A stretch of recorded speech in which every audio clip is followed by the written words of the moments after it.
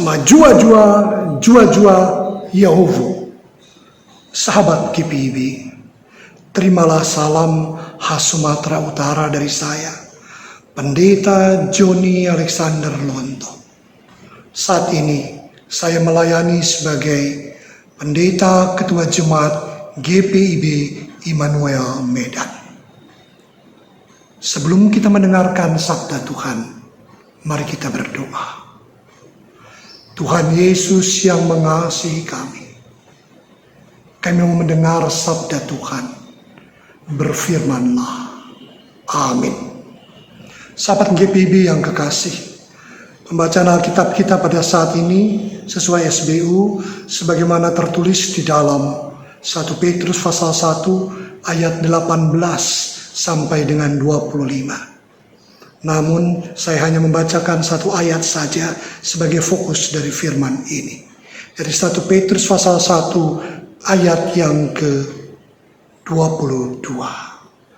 Karena kamu telah menyucikan dirimu oleh ketaatan kepada kebenaran, sehingga kamu dapat mengamalkan kasih persaudaraan yang tulus, ikhlas, hendaklah kamu bersungguh-sungguh saling mengasihi dengan segenap hatimu. Ada dua hal yang menarik dari bacaan ini. Yang pertama adalah kebenaran. Berbicara tentang kebenaran, ada pandangan filsafat yang berkata bahwa kebenaran itu dimulai dari berpikir.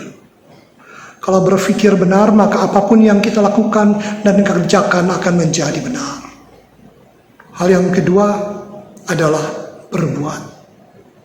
Tidak cukup kebenaran itu hanya di pikiran, tapi berbuat dengan baik. Dan yang ketiga, ada yang berkata kebenaran itu adalah diskursus. Orang yang berpikiran baik, orang yang ingin berbuat baik, berkumpul bersama, berbicara bersama untuk mendapatkan kebenaran yang sejati, terbaik. Lalu bagaimana kebenaran kata Alkitab?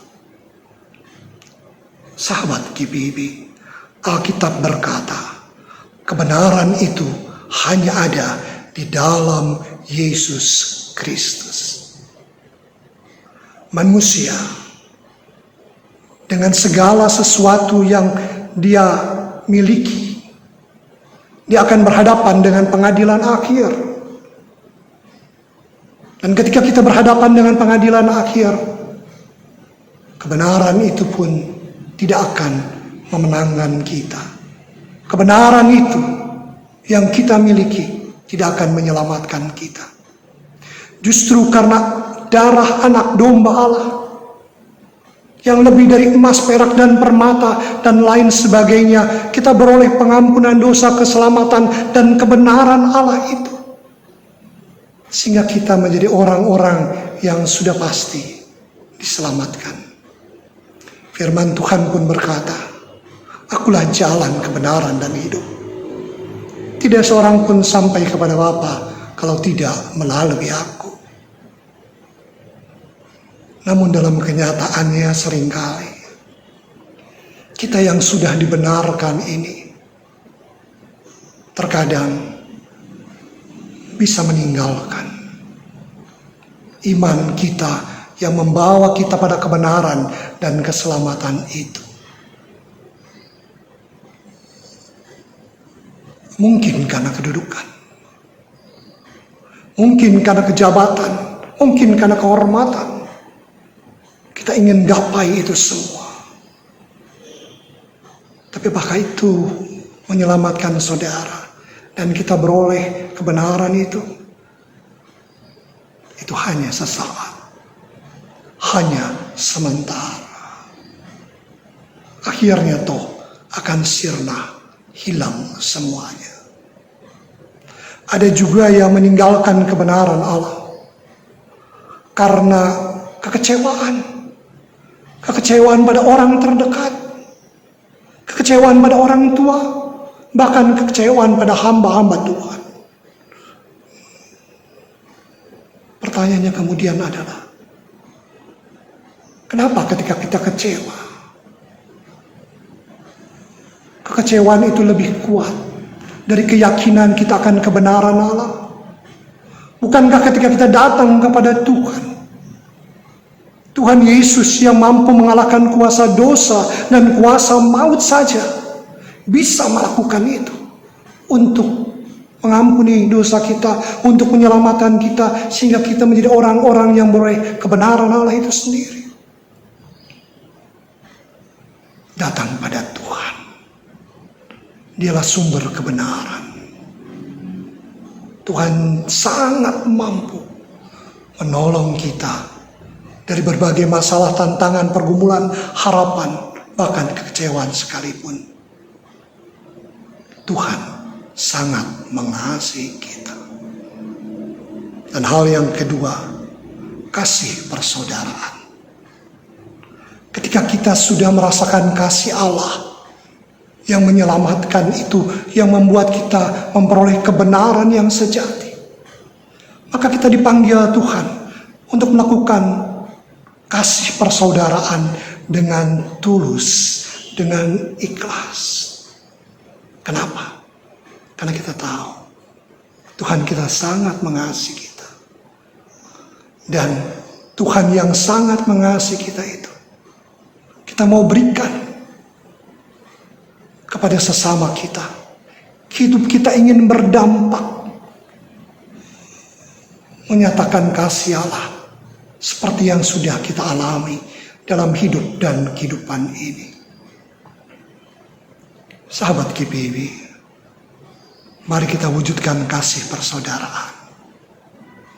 Gereja adalah family of God, persekutuan keluarga Allah. Di dalamnya ada perbedaan latar belakang, cara pandang, pola pikir, dan lain sebagainya. Tapi kalau kita merasa sebagai keluarga Allah, maka orang yang lebih tua dengan kita, anggaplah ia sebagai kakak kita. Para lansia, anggaplah mereka sebagai orang tua kita.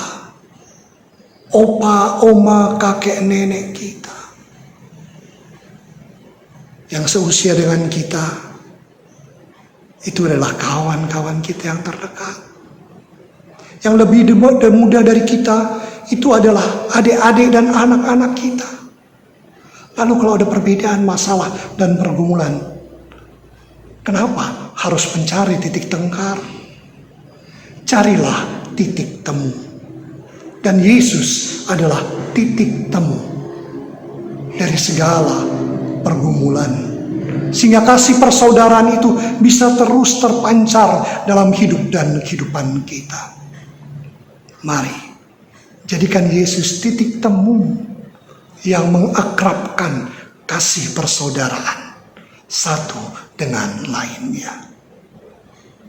Lalu kemudian, bagaimana dengan hal ekonomi? Diakonia karitatif baik dilakukan. Untuk janda, duda, keluarga prasejahtera baik dilakukan. Apalagi kalau ada bencana-bencana alam, baik dilakukan. Tapi tidak cukup sampai di situ menurut saya. Ada diakonia reformatif dan transformatif.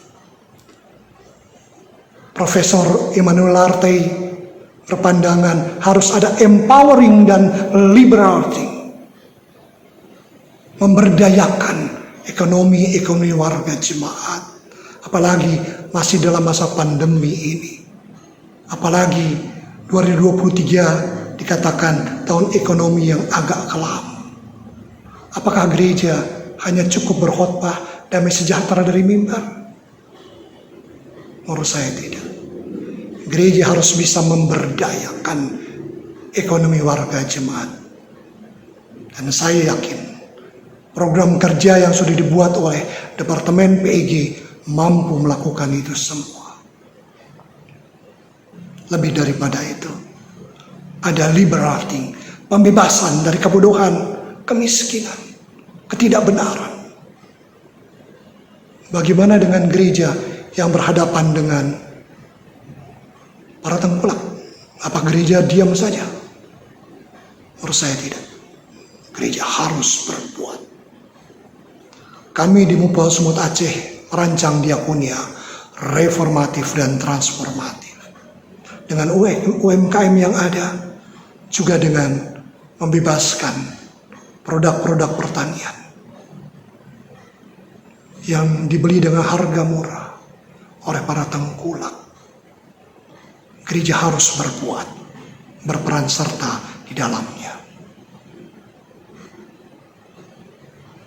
Kasih persaudaraan, wujudkanlah dalam kehidupan persekutuan jemaat, juga dalam membangun ekonomi warga jemaat. Tuhan memberkati. Amin. Kita berdoa. Tuhan Yesus yang mengasihi kami, terima kasih untuk kasih sayang Tuhan dalam hidup dan kehidupan kami. Selanjutnya Tuhan, sertai umat-Mu di pagi hari ini, sampai dengan petang bahkan sepekan ke depan. Biarlah semuanya dalam kasih perlindungan Tuhan. Berkati majelis sinode, mupel-mupel, khususnya kami di Sumut Aceh, yang akan menjadi tuan rumah konven pendeta dan persidangan sinode tahunan GPB 2023 yang akan dilaksanakan pada tanggal 21 sampai dengan 26 Februari 2023. Tolong kami dalam merencanakan program kegiatan ini. Tolong kami dalam pencarian dana. Tuhan yang mengasihi kami. Berkati juga seluruh jemaat-jemaat GPB yang ada di dalamnya dengan 335 jemaat yang ada di dalamnya.